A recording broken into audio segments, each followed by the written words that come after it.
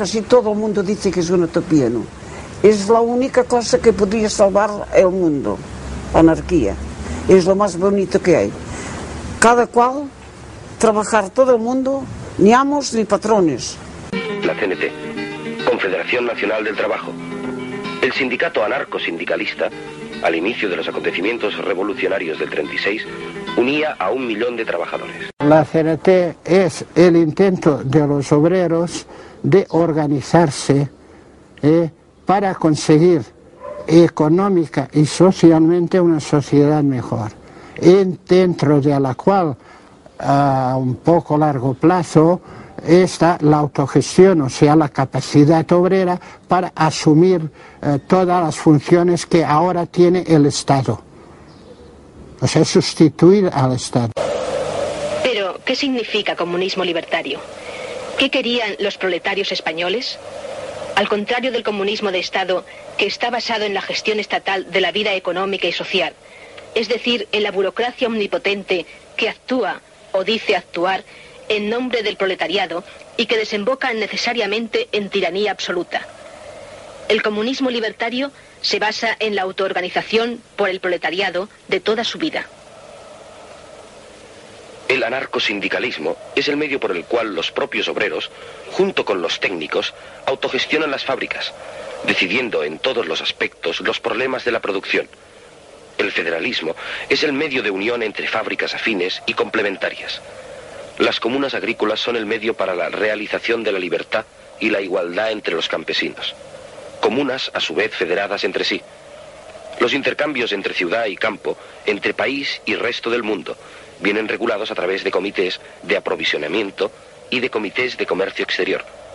Se construye así una nueva sociedad que parte de lo más simple para llegar a lo más complejo, que parte de abajo y se autoorganiza, es decir, una sociedad sin Estado. En efecto, todas las funciones tradicionalmente desempeñadas por el Estado son asumidas por el proletariado. El ejército, abolido, es sustituido por el pueblo en armas, las milicias voluntarias. Los ministerios suprimidos son sustituidos por la Federación de los Productores. Autonomía local de los productores y federalismo. Solidaridad y autodisciplina en lugar de leyes. Policías y magistrados sustituidos por la vigilancia revolucionaria de los trabajadores. En las regiones libres, la solidaridad entre la ciudad y los pueblos se organiza rápidamente. Las colectividades se reúnen en federaciones cantonales que practican el apoyo mutuo y que hacen todo cuanto está en su mano para contrarrestar las injusticias de la naturaleza, obteniendo para los pueblos menos favorecidos maquinaria y suministros. Es interesante observar también la ayuda que proporciona una región a otra en la organización de la colectividad.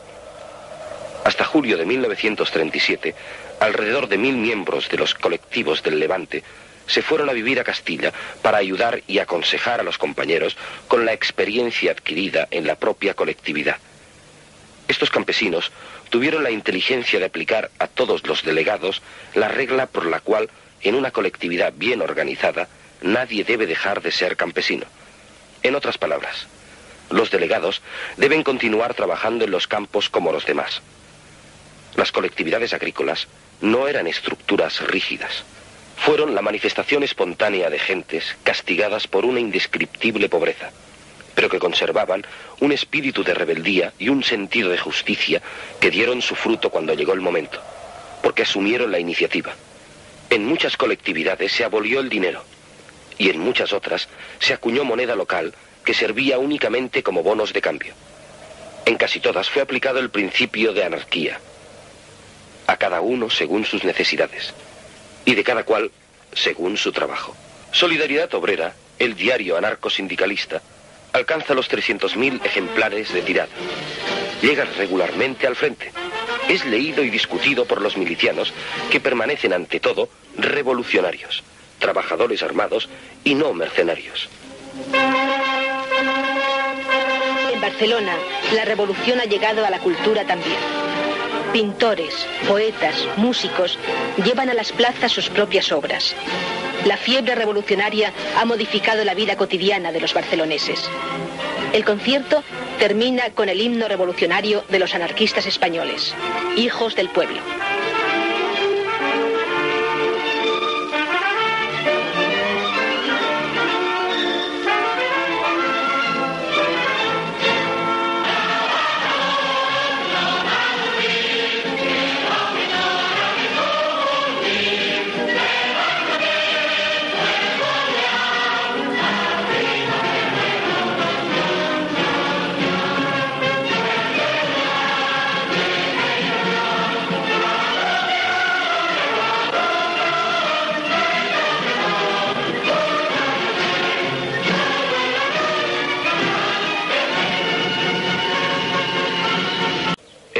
Bujaraloz, es liberado y se convertirá, gracias a su posición, en el centro operativo de la columna Durruti. La columna se organiza en grupos, luego en centurias y estas en agrupaciones. No hay oficiales ni suboficiales, sino delegados electos. A las familias de los milicianos se les entrega el salario por parte de los compañeros de trabajo que permanecen en Barcelona, autogestionando las fábricas. Los milicianos son bien acogidos por la población. Un orador de la milicia les explica que la tierra es de quien la trabaja, que la milicia protege a los trabajadores y prohíbe la explotación del hombre por el hombre. La tierra será trabajada de forma colectiva o individual, según la libre decisión de cada uno. Con el avance de las columnas, avanza también la revolución en el campo. El abastecimiento es proporcionado a la milicia directamente por los campesinos. En el transcurso de pocos meses, gran parte de los campos de Aragón, Levante y Cataluña, serán trabajados en un régimen colectivista espontáneo. Casi 3 millones de campesinos se organizan en 1.700 colectividades autogestionadas, según criterios igualitarios, sin patronos ni burócratas. Un enorme experimento popular de comunismo libertario. De Barcelona continúan saliendo columnas de voluntarios, y también de Valencia, liberada después de 2 semanas de asedio a los cuarteles por los obreros revolucionarios. La acción conjunta de todas las milicias obreras... Grandes arterias urbanas rebosan de tráfico y son muestra gallarda de cómo el proletariado ha encaucado la vida de la ciudad.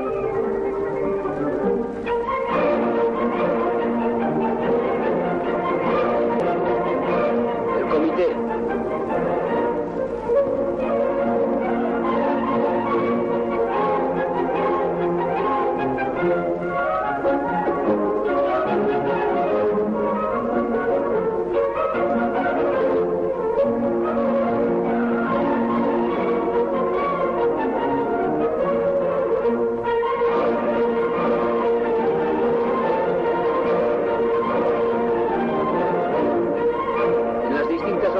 De este soberbio edificio, centenares de empleados trabajan activamente.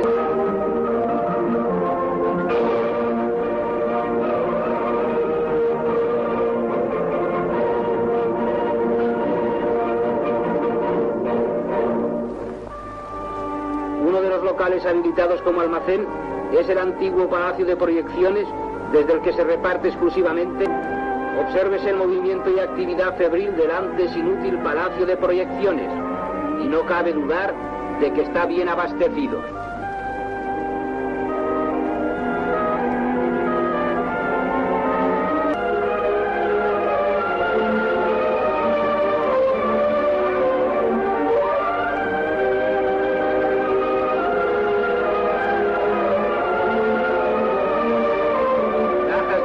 De leche condensada destinadas a los enfermos, latas de conservas de todas clases,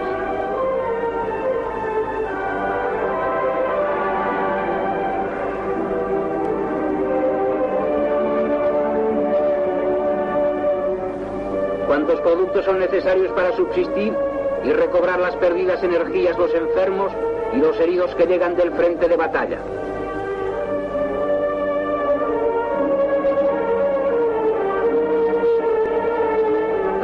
De un vale basta para que la dependencia de este almacén provea de comestibles a quienes van a recogerlos para llevarlos a las clínicas y hospitales a que están destinados. Hay repartidos por todo Barcelona otros muchos almacenes como el del Palacio de Proyecciones. Cada uno de ellos tiene una misión distinta. Este que vemos ahora en la calle de Pallars envía los géneros de que está repleto al frente de Aragón.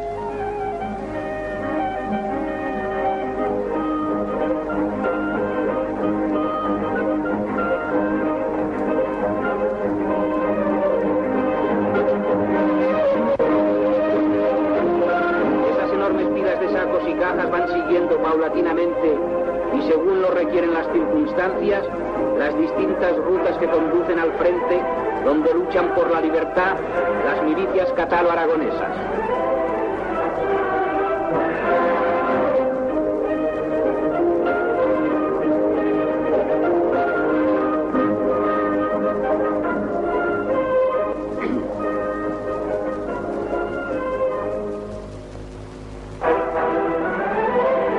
de carne como la de ternera y la de cerdo sirven para la fabricación de embutidos, como en esta fábrica de Manlleu, que también está controlada por Abasto. Estos embutidos tienen distintos nombres según la mezcla de carne que entra en su elaboración y según también la manera de trabajarla. Así se convierten en mortadela, salchichón, fuet y otros embutidos igualmente apetitosos.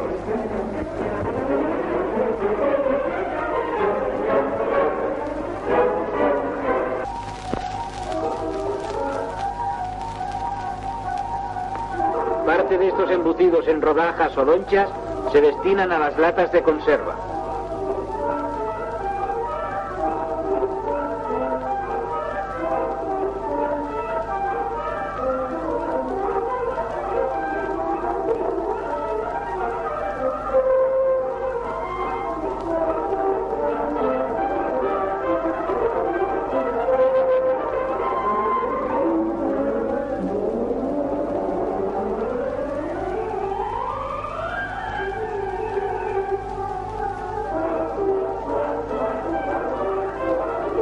De la fábrica de embutidos pasamos a otra de pastas para sopa.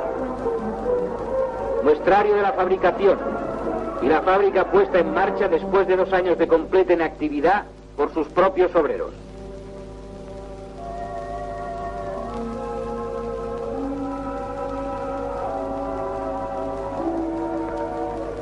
Máquinas, correas y poleas de transmisión.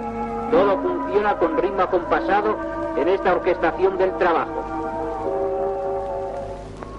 La masa va cayendo en la giratoria que la va afinando, preparándola para darle luego en otros aparatos y máquinas caprichosas formas. En esta otra giratoria pequeña toma la graciosa forma de tirabuzones.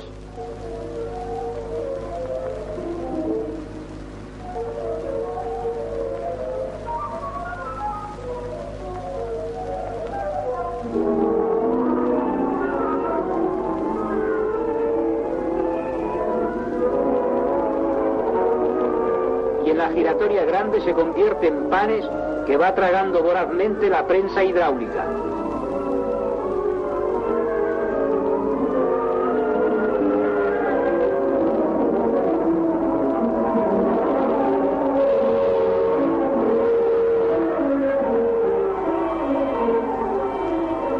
Cuando los panes de masa han pasado por la larga garganta de la prensa hidráulica, cae por la parte inferior de la misma, convertida ya en macarrones.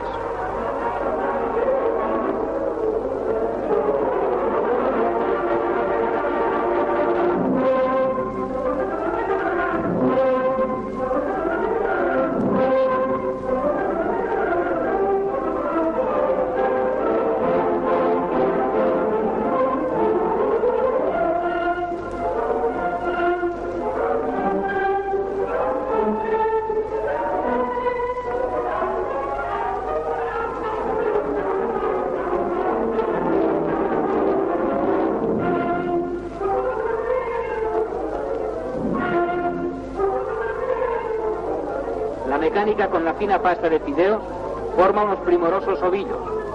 Es curioso observar cómo esta máquina, bajo la mirada vigilante de un obrero especializado, realiza una labor tan perfecta.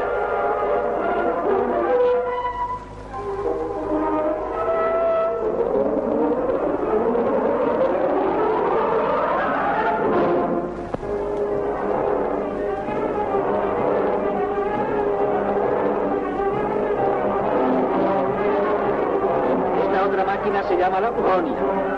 Por la Bolonia pasa la pasta ya afinada por las giratorias como una pieza de tela. Pero al llegar a los finos dientes que tiene la Bolonia, la pieza de tela que simula ser la masa queda convertida en diminutos lacitos como los que podría adornarse la cabeza de un bebé.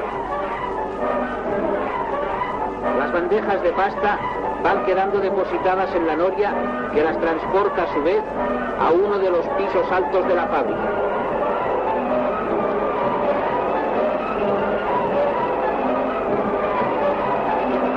En dicho piso hay otras obreras que colocan las bandejas de pastas en los secaderos.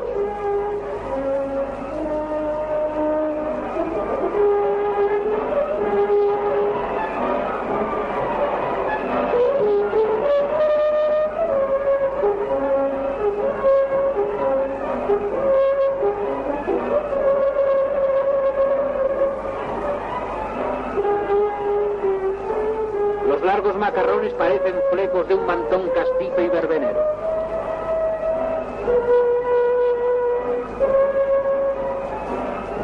Luego, ya secas las distintas pastas para la sopa, se procede a su empaquetado.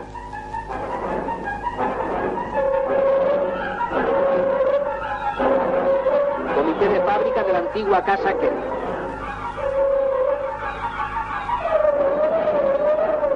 ¿No habéis bebido nunca leche pasteurizada o cacaolat? Aquí tenéis cómo se elaboran estas bebidas nutritivas. Los jarros de leche son vaciados en la báscula.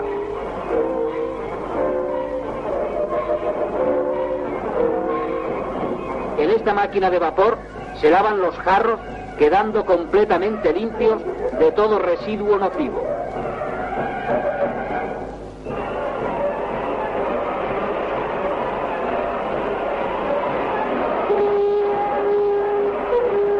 La misma operación se efectúa con las botellas que han de contener el blanco líquido.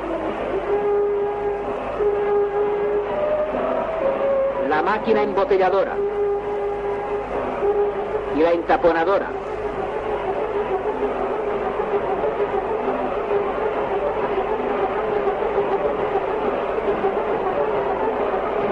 El autoclave contiene centenares de botellas sometidas para su conservación a una temperatura conveniente.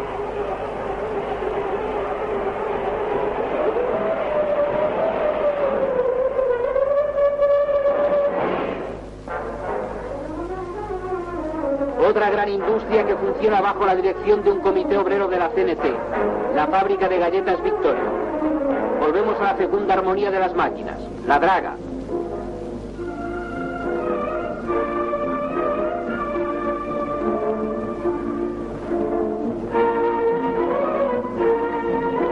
La amasadora prepara la pasta para las galletas, pasta que afina esta otra máquina sumada al soberano concierto del trabajo.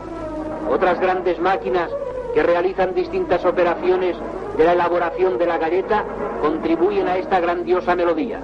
Dinamismo, vitalidad de acero. Eso cantan volantes, ruedecillas y poleas.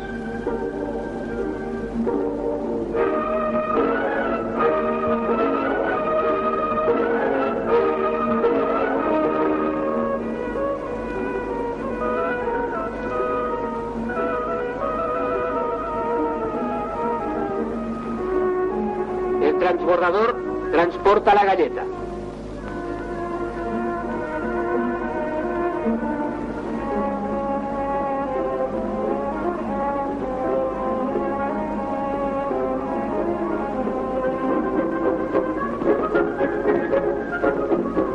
He aquí la máquina que hace los paquetes de las galletas destinadas exclusivamente a los milicianos. En las fundas de los paquetes pueden leerse el nombre dado a estas galletas especiales que allá en el frente de batalla saborearán nuestros valientes milicianos. Esta bandera confeccionada por un grupo de obreras de los talleres Calasanz es un símbolo. Aquí, como en otros talleres, se confeccionan monos para los trabajadores del frente y de la retaguardia.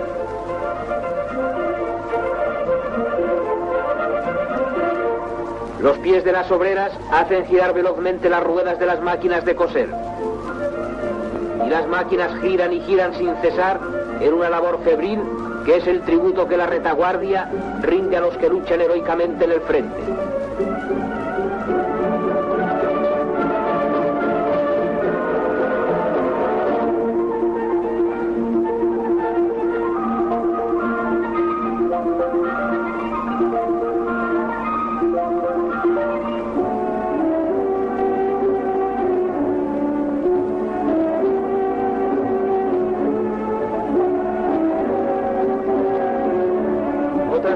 Cosen y bordan.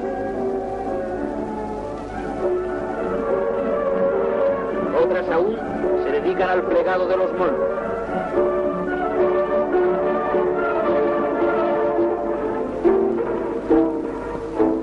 Ese enrejado no es el de una prisión, es el de un lugar libre de trabajo colectivo. Estas muchachas como aquellas aquellas cosen sin darse punto de reposo porque trabajan para sus hermanos del frente.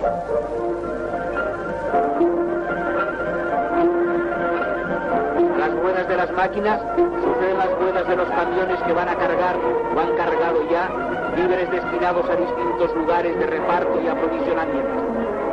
Por carreteras y calles van los camiones en direcciones distintas hacia el lugar de su destino.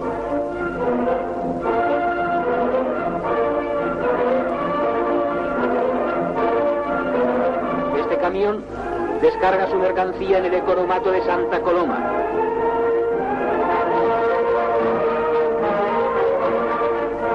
El economato va surtiendo de comestibles a todos los obreros de la barriada.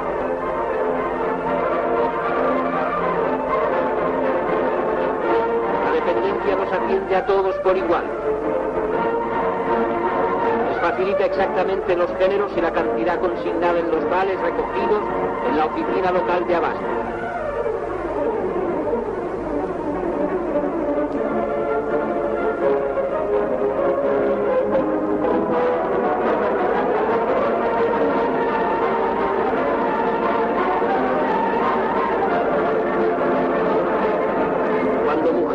Hombres y niños salen del economato, llevan los cestos bien repletos de provisiones de boca.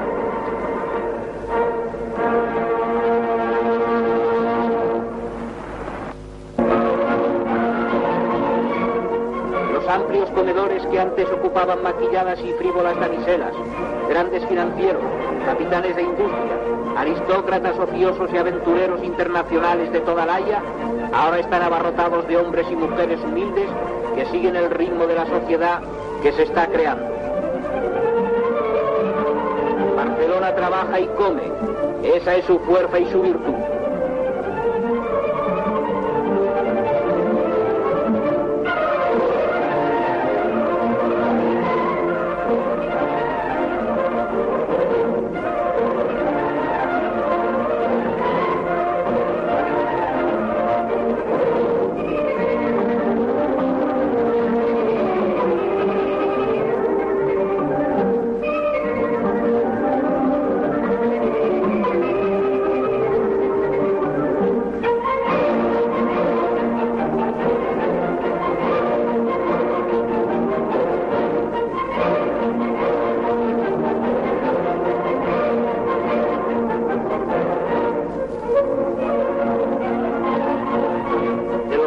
Populares de la retaguardia, nos trasladamos al campamento de Durruti en el sector de Bujarador.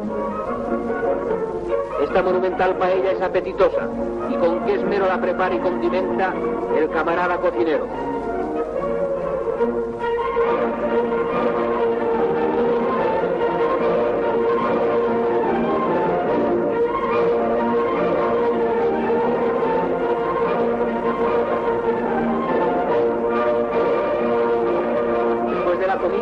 El campamento del camarada Durruti adquiere nueva actividad. Y al fondo, entre dos tiendas de campaña, la bandera de la FAI se alza señera como símbolo de victoria. El Consejo de la Escuela Nueva Unificada nace con el objetivo de promover una escuela única, gratuita y laica en lengua catalana. La revolución crea también servicios de asistencia y previsión inexistentes hasta entonces, que cubren gratuitamente la sanidad, las bajas temporales, la invalidez y la jubilación. Se lucha contra el paro aumentando los puestos de trabajo o contratando nuevos trabajadores, aunque no sean necesarios, para repartir el trabajo entre todos. Las pequeñas empresas y talleres se agrupan, se unifican compañías eléctricas. El entramado es complejo, pero implica a todos. Nos sentíamos involucrados y luego, claro, nos daba un protagonismo y una responsabilidad que asumimos, diría yo, muy a gusto. En las asambleas lo que se discutía, no tú que serás, yo que seré, sino cómo mejorar la producción, cómo el trabajo organizarlo mejor, cómo quitar intermediario entre una acción y otra, porque claro, una fábrica es compleja.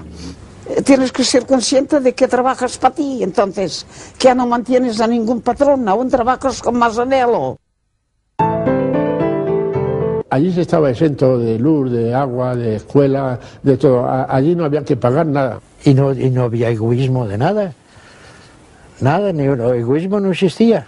¿Cómo puede existir si no hay dinero? Cuando no hay dinero no puede haber egoísmo. Hoy lo dices y no lo comprende la gente, pero que no, que se asumió bien. El haber hecho la colectividad, cómo crear la colectividad, la inmensa mayoría del pueblo lo encontraron muy bien, y esto que no eran sindicalistas ni eran anarquistas, todos.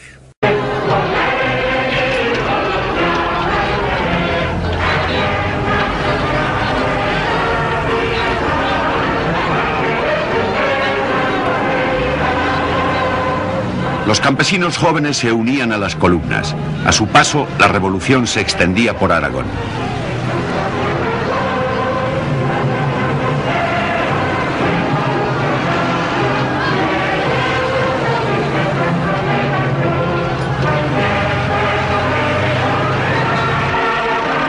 El viejo sueño anarquista de crear colectividades rurales se convirtió en realidad en Aragón. Todas las formas de producción pasaron a manos de la comunidad. Las colectividades rurales estaban dominadas por los anarquistas. Mas de las Matas es uno de los pueblos aragoneses colectivizados en ese verano revolucionario del 36. Fue una experiencia que el pueblo no ha olvidado. Estos 3 hombres eran jóvenes anarquistas que participaron en colectivización de Mas de las Matas. Se les buscó un local. Benigno Castañer era ebanista. Mis máquinas fueron las primeras que fueron al taller colectivo. Se hizo un taller ahí a las afueras, suficiente grande, y todos los carpinteros fueron ahí. Entre ellos nombraron un delegado, que es el que estaba en contacto con el comité. Lo mismo que se hizo para carpinteros, fueron los albañiles, fueron los barberos, fueron los herreros, unos y otros, todos así, los sastres también. Pues como todos estaban dentro de la colectividad voluntariamente, los barberos están todos voluntariamente. Sí. Se buscó un local grande y las 3 o 4 se juntaron los sillones y toda herramienta y todo, y allí trabajaban gratis. Y cuando más trabajaban era después que los campesinos habían terminado de trabajar en la huerta por ahí. Porque también hubo inconvenientes con eso. Algunos decían, ay, estos barberos, estos grandules que de día se pasean por ahí, pero tengo que decir, pero trabajan la noche. Que ellos trabajaban hasta las 10 de la noche para llegar a todos. No, había gente que no se daban cuenta que esos trabajaban más tarde. En fin, esos son pequeños inconvenientes. El mundo del dinero y de la propiedad, de pobres y ricos, había desaparecido. El dinero quedó abolido. Como ya he dicho otras veces, pues se creó la tarjeta familiar, que estaban todos los miembros de la familia, y había una cantidad asignada de los artículos que no se tenían aquí. Por ejemplo, el azúcar, el arroz, mismo la carne, que había los 100 gramos por día por persona. Pero era para todo el mundo igual, ¿eh? No había preferencias. El resto, como he dicho otras veces, lo de la huerta, esto todo el mundo comía a voluntad. O sea que el dinero quedó abolido completamente en el sentido interno. El primer problema que hubo es que al ser todo gratis, te acuerdas del tabaco, el café, bueno, sí, ese es un problema que se creó. Sí, todo claro, el mundo quería tomar café porque era gratis. Todo el mundo a fumar, o por lo menos recogerla. Y eso hubo que rectificarlo. Entonces hicisteis los racionamientos del tabaco. No, el tabaco estaba racionado, pero no podíamos negarlo a nadie. Eso fue una contradicción para nosotros, porque queríamos suprimir los vicios y nos dimos cuenta que al darlo gratis, pues había más que fumaban. Pero no podíamos negarlo a nadie. En todos los pueblos aragoneses colectivizados se dieron experiencias semejantes. Yo entré, pero convencido de que propio nada. Mi casa se quedaron casi llorando y yo llevé los machos, los dineros que había y la comida y las ovejas, todo lo entregué allí, pero con un entusiasmo que ni me di cuenta ya, y trabajando igual. Denegado Abasto, pues creo que eso ya se comprende. Nos hicimos cargo de todas las mercancías que teníamos y además un pueblo que no da trigo, pues veníamos a Levante y lo cambiamos por azúcar. Pues teníamos la fábrica de azúcar, pues había una cosecha ya. Y de allí nos llevábamos chocolate y cosas, intercambios. Ya con el carbón ya se traían mercancías de calzado, de vestidos, todo eso para el pueblo, y ya se traían de afuera. Se nombraba cada pueblo una delegación representativa de cada pueblo, y allí se construyó en Benicarló, digamos, la Federación de Colectividades. Tras la expropiación espontánea de tierras y fábricas, bajo la organización de la central anarcosindicalista, Alcoy se convierte en un ejemplo de autogestión obrera con las industrias colectivizadas en su totalidad. Se crea el CLUEA, el Consejo Levantino Unificado de la Exportación de Agrios, encargado de coordinar directamente desde las colectividades la venta al extranjero. Muy pronto este organismo, nacido de la Revolución... Y en el extranjero ya teníamos, en París, en Bruselas, en Holanda, en fin, todas esas cosas, pero que ellos funcionan perfectamente y cada vez mejor, cada vez mejor. En Asturias, la CNT y la FAI forman parte del Consejo de Asturias y León, del que Ramón Álvarez es consejero de Pesca. Los obreros eran los administradores de las industrias. Nosotros seguimos sin hacer colectividades de una manera anunciada, pues de una manera soterrada. En Levante hubo colectividades, en Andalucía hubo colectividades, en Castilla hubo colectividades para todo, pero tan homogéneo como en Aragón no la hubo en ninguna parte.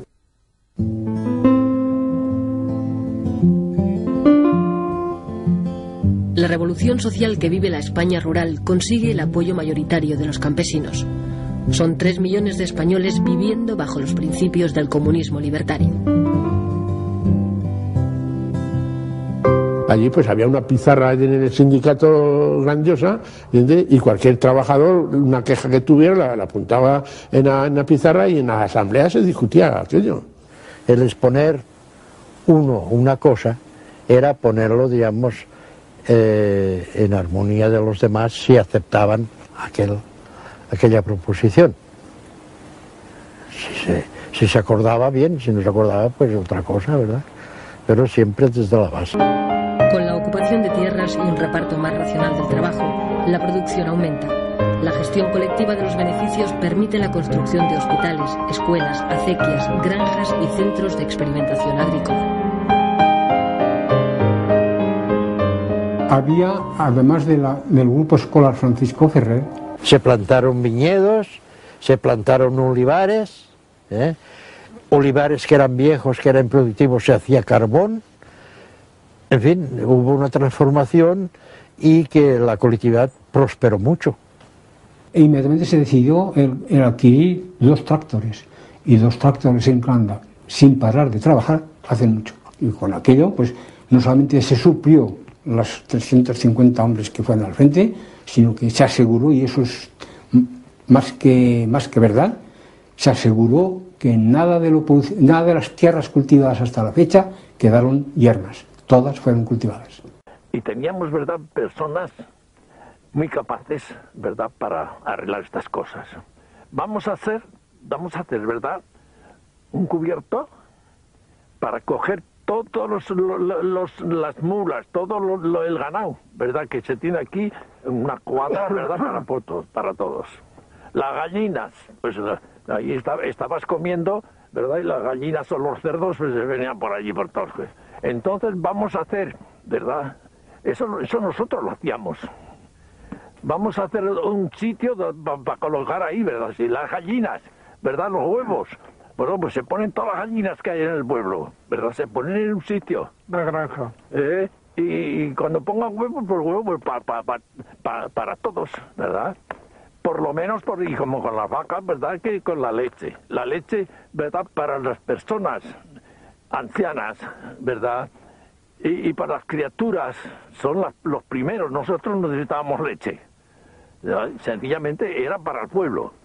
Y todas estas 6 cosas que son pequeñeces, ¿verdad?, tienen un valor muy grande. Y así muchos pueblos pues han estado viviendo divinamente, ¿verdad?, porque estaba el ganado allí, las gallinas allí, pero las gallinas de todo el pueblo, ¿verdad? Pues así, pues de esta manera, pues todo el mundo comía y todo el mundo estaba contento. Al campesino se le hablaba simplemente diciéndole, mira, tú tienes aquí y estás pasando las miles de calamidades, tú tienes este pequeño terreno y trabajas y te das vida, pero pasando las 1000 calamidades, pidiendo préstamos para pagarlos cuando recojas la cosecha, que si tienes que ir al médico tienes... Y entonces pues se les decía, mira, a ti no te va a faltar la comida, porque lo que le toca al uno te va a tocar a ti también. Vas a estar enfermo y vas a tener un médico. Vas a tener a la educación de tus hijos y la vas a tener gratuita también.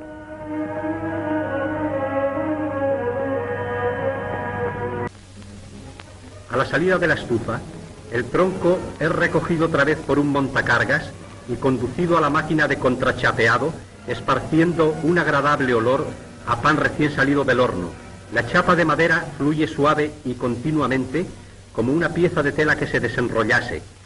Los troncos más delgados pasan a otra máquina, en donde se les convierte en tableros estrechos, utilizados para combinaciones de dibujos, aprovechando las vetas naturales de la madera. Los tableros se construyen encolando chapas grandes y pequeñas. Para elaborar la cola es necesaria una materia prima que venía del exterior. Al plantearse el problema de su escasez, los mismos obreros han hallado el modo de obtenerla sin que desmerezca en nada la calidad del producto, un dato que demuestra la capacidad creadora del obrero español superior a la de la inepta burguesía que lo esclavizaba. Tras pender del secadero durante varios días, los tableros, recortados por los bordes y clasificados por tamaños, pasan a los talleres de muebles.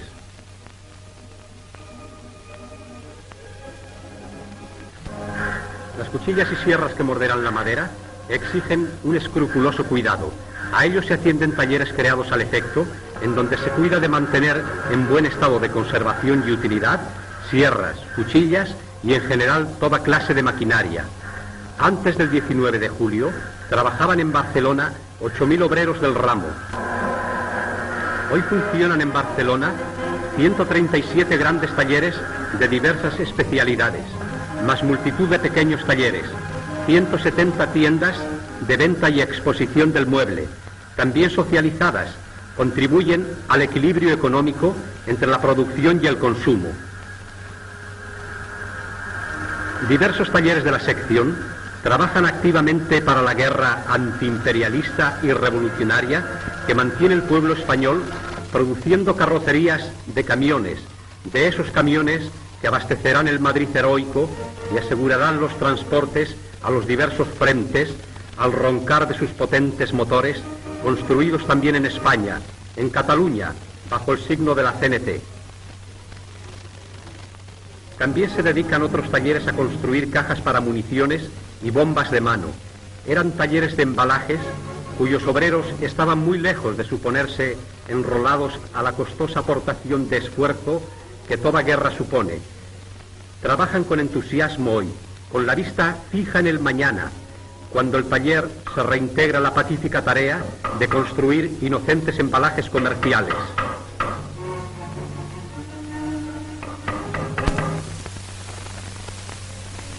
En la construcción de hangares para aviación y barracones docker para hospitales de sangre, también trabajan los obreros de la madera. Los barracones son fácilmente desmontables, pudiéndose así trasladar su emplazamiento cuando conviene. Otros barracones son destinados a escuelas provisionales, mientras se va ganando la gran escuela para chicos y grandes, que ha de ser el nuevo régimen que se da a sí propio, el pueblo español.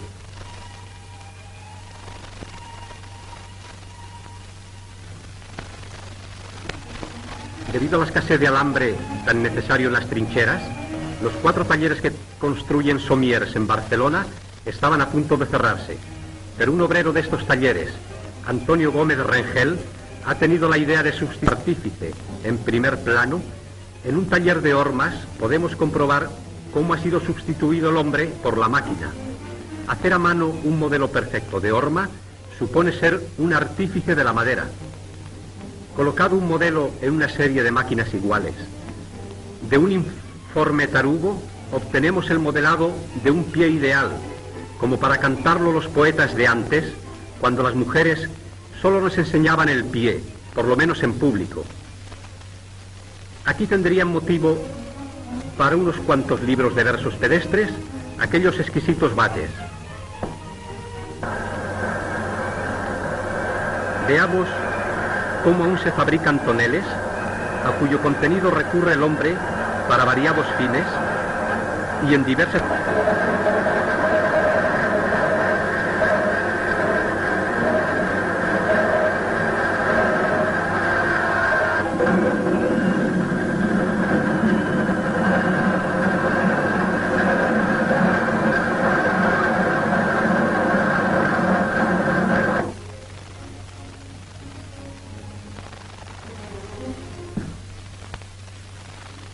En cada taller de muebles hay una sala en donde los dibujantes se esfuerzan en hacernos agradables y cómodo el dulce hogar. Como la sección madera pertenece al Sindicato de Industria de la Edificación, Madera y Decoración, se estudia la posibilidad de llegar en breve a conseguir armonizar la arquitectura y la decoración, edificando casas y conceptación en el público, superando la demanda a la producción. Se ha abierto una exposición del muelles. Se rellena de crin el lugar del asiento y se procede a tapizarlo. Como se verá, construir un sencillo sillón implica una serie de operaciones manuales, desde que la madera es curvada y lijada hasta que el sillón se da por terminado.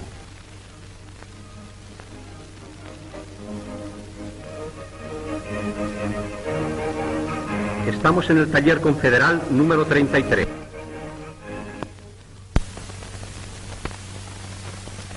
Veamos las piscinas que han construido los obreros de este taller, con sus cotizaciones extraordinarias y apoyados por el sindicato. Pedir un cuarto de duchas a los patronos.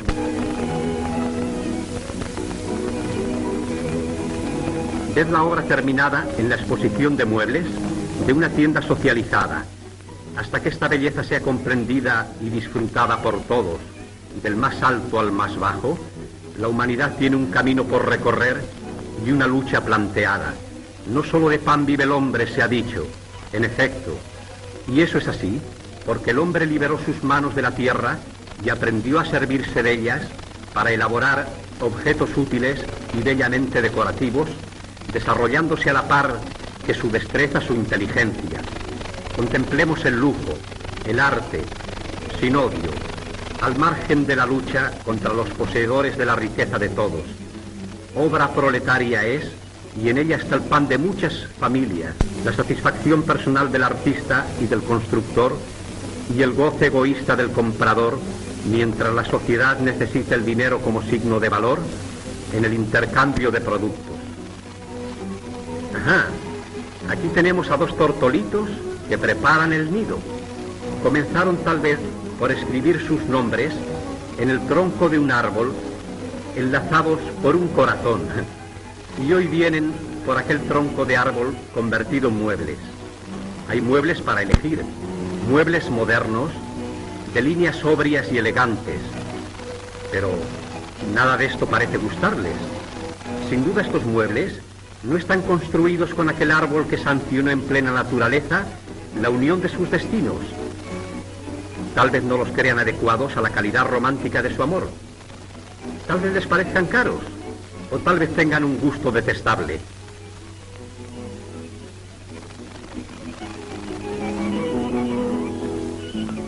Vaya, vaya, que las tengáis muy felices.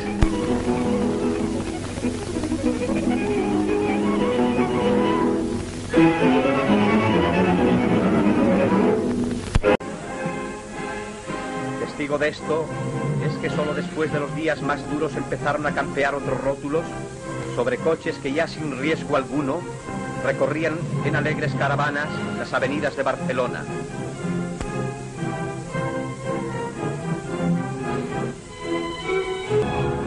Arriba el Ateneo Libertario, modesta universidad de cultura popular y libre. Debajo está la imprenta del boletín El Frente, portavoz de la columna Durruti. Trabajan estos obreros impresores con tesón y entusiasmo inmensos, y su única tribulación es cuando tarda en llegar el...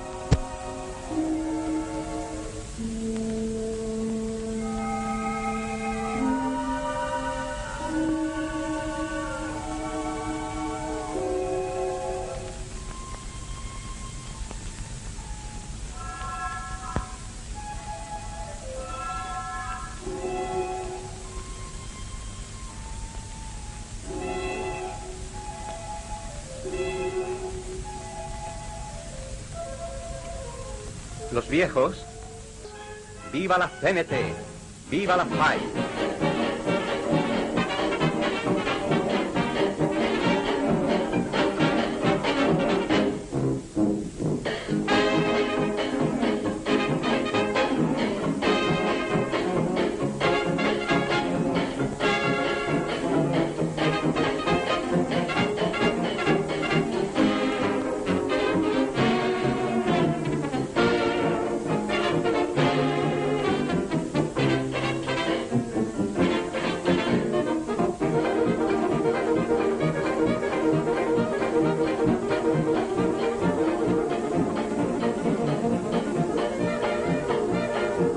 Salud. ¿Qué nos traes? Os traigo unos trozos de la vida del verdadero pueblo que lucha y construye un nuevo mundo. ¿Qué título llevará? Bajo el signo libertario.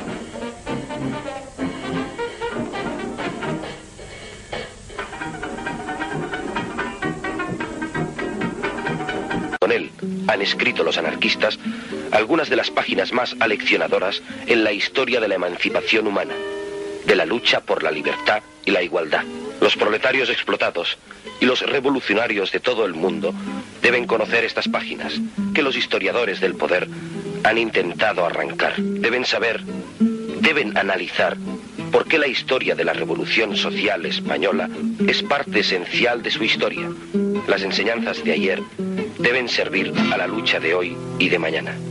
En realidad nosotros le dimos una lección al mundo. Por más que sea, pudimos dar un ejemplo de que es posible vivir sin gobierno, porque no había gobierno, y marchaban las colectividades, y marchaba todo funcionaba, de mutuo acuerdo. Para mí fue el tiempo que estuve yo esos 3 meses en la colectividad, los más felices de la vida, porque no tenía que preocuparme de nada. ¿Dinero para qué? Porque fueron los años más intensos de mi vida. Conocí la fraternidad, el desinterés, el espíritu de sacrificio y la solidaridad. Es decir, el sentirme hermanado con los que estaban luchando conmigo, que sentían las mismas ideas. Creo que es lo mejor.